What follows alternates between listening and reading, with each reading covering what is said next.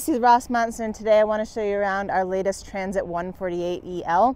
Before we step inside, I'll talk about a few exterior highlights of this vehicle. So we have upgraded suspension all the way up top. We have a Fiamma F45 awning. We have an Aluminess Touring style roof rack, and that's going to have a 52-inch 300-watt LED light bar in the front, as well as an Aluminess ladder to get up there. On top, we'll also have 400 watts of solar mounted to that roof rack. Let's step inside. Welcome inside. Before I go into the specific components of this build, I'll talk about some design highlights as well as the overall layout. Starting all the way up top, we have a pine tongue and groove ceiling. That's going to be stained walnut so that it matches our butcher block countertops. As we move down from there, we have SugarShack Cypress upholstered wall panels. On our sliding door, the bottom panel there is going to be painted in chalkboard paint so that they can kind of have some fun writing on that. Our countertops are going to be walnut butcher block. All of our cabinetry is 5-panel door painted green. And then we also have a tree round backsplash in the galley area on the driver's side. When it comes to the overall layout of this vehicle, we have our galley kind of dispersed through both sides. We go all the way into the rear where we have a storage closet as well as our fixed bed in the rear, and then we have some garage storage underneath that for both our plumbing systems and our power systems, along with a few extra drawer style storage bins. So I'm going to start in the front and we'll work our way back. Starting in the front of the vehicle here on the driver's side, we have a nice little storage area and extension of our galley. So as I mentioned, we have that tree round backsplash. We have an upper over here that's going to be on gas struts for assisted opening and closing, and have RV latches so it stays closed while on the road. We also have some nice drawers over here. Again, all of these on RV latches. And then a fun feature of this build is that they do have a little cat door right there, which goes into this compartment, which is going to house a litter box. Closing out this area, we have storage for our bench seat as well as our Nature's Head composting toilet. So when we slide this guy out, we both have a nice upholstered cushion to sit on, hang out with the captain's chairs here, or you can lift this up, use the toilet, and in there we have storage for our Nature's Head composting toilet. Moving back from there, we have our pantry. So this is going to be floor to ceiling and it's on slides, so you can kind of utilize all of that space there.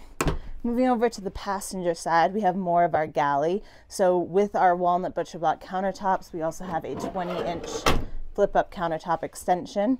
Here we have a Furrion 2-in-1 oven and range with a wire grate up top. So this can be closed when not in use. And we will have a 3.3-gallon exterior propane tank to service this unit. We have a nice storage drawer beneath that, nice and deep for pots and pans. And then as you move back from there, we have a Torva undermount sink with a nice faucet here. This is going to be completely flexible so you can use it wherever. And then underneath that, we have a 7-gallon removable gray water tank. Additionally, in this area, we have more drawer storage for utensils, cutlery, etc. And then we have a really nice open bin here. I assume this will be used for trash and recycle, but it's also an enormous spot for storage if they want to take some larger items out on the road.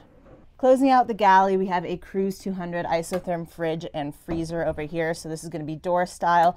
The nice thing about these units are that they are bigger. Your freezer and your fridge are separate. So you can really take a lot of food out on the road, take some longer trips in these vehicles. Above our fridge and freezer, we have our closet here. We have a hanging rod up top, so that'll be some good clothing or gear storage there. And then working back a little further, we have a shelving unit as well as some additional drawer storage. And beneath that, we have a final deep drawer, and that is going to be for dirty laundry. As we move rearward of here, we have our fixed bed in the rear, so they're going to sleep widthwise in the vehicle. And then underneath that, we just have a final drawer. This is going to be a black hex ply drawer, so a little bit more rugged, durable than our other drawers. Maybe use it for shoes and whatnot. We also have the other side of this drawer that is going to be accessible from the rear doors, so we can step back there and check it out. So in the rear of the van here, we have some black hex ply cabinetry. On the driver's side, we're going to have our power systems. On the passenger side, we have plumbing systems, and then we have the extension of that storage drawer. So again, you have a secondary drawer here. We have a bit of storage above that as well. And then starting with our power system, in here we have 800 amp hours of lithium battery bank, we have a 3000 watt inverter, and as I mentioned, we have 400 watts of solar coming through the top.